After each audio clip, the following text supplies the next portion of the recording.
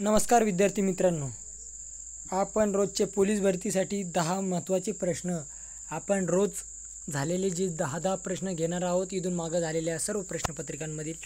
तरी वेळ न वाया घालवता लगेचच सुरुवात करूया. प्रश्न क्रमांक 76 आहे या ठिकाणी. नुकतेच विशाळगडावरील कंदील पुष्प वर्गातील वनस्पतीला छत्रपती शिवरायांचे नाव देण्यात आले, ते नाव कोणते?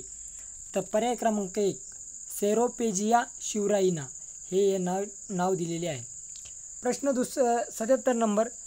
सन 2024मध्ये फिजी देशाचा सर्वोच्च नागरी पुरस्कार companion of the order of फिजीने कोणाला सन्मानित करण्यात आले? नरेंद्र मोदी, श्रीमती द्रौपदी मुर्मू, श्रीमती सोनिया गांधी, श्री लालकृष्ण अडवाणी. तर योग्य पर्याय आहे द्रौपदी मुर्मू. पुढचा प्रश्न आहे, जागतिक आदिवासी दिन कधी साजरा केला जातो? तर 9 ऑगस्ट या दिवशी जागतिक आदिवासी दिन साजरा केला जातो. वैयक्तिक क्रीडा प्रकारात खालीलपैकी कोणास ऑलिम्पिक पदके मिळाली नाहीत? सुशील कुमार, पी.व्ही. सिंधू, नीरज चोप्रा, खाशाबा जाधव. तर या ठिकाणी यांना मिळाले नाही. खाशाबा जाधव यांना मिळालेली आहेत.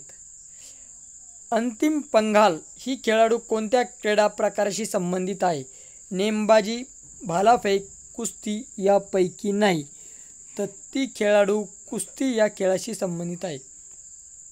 अमेरिकेत झालेल्या पहिल्या मराठी चित्रपट महोत्सवात कोणत्या अभिनेत्याला जीवन गौरव पुरस्कार 2024ने सन्मानित करण्यात आले? अशोक सराफ, नाना पाटेकर, दिलीप प्रभावळकर, मोहन जोशी. तर दिलीप प्रभावळकर यांना. लोकशाहीर अण्णाभाऊ साठे यांच्या पुतळ्याचे नुकतेच कोणत्या देशामध्ये अनावरण करण्यात आले? पेरू, अमेरिका, चिली, रशिया. तर योग्य उत्तर आहे रशियामध्ये करण्यात आले. आंतरराष्ट्रीय परिचारिका दिवस कधी साजरा केला जातो? 12 मे, 7 जुलै, 12 जून, 7 एप्रिल. तर योग्य उत्तर आहे 12 मे या दिवशी आंतरराष्ट्रीय परिचारिका दिवस साजरा केला जातो. विभागीय गहू गेरवा संशोधन केंद्र महाराष्ट्रात कोठे आहे? अकोला, परभणी, महाबळेश्वर, पाडेगाव. तर महाबळेश्वर या ठिकाणी आहे.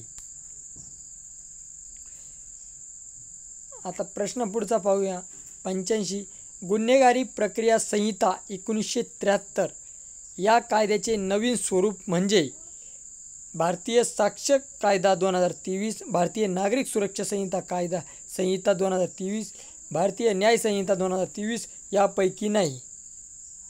तर भारतीय नागरिक सुरक्षा संहिता 2023 पर्याय बी.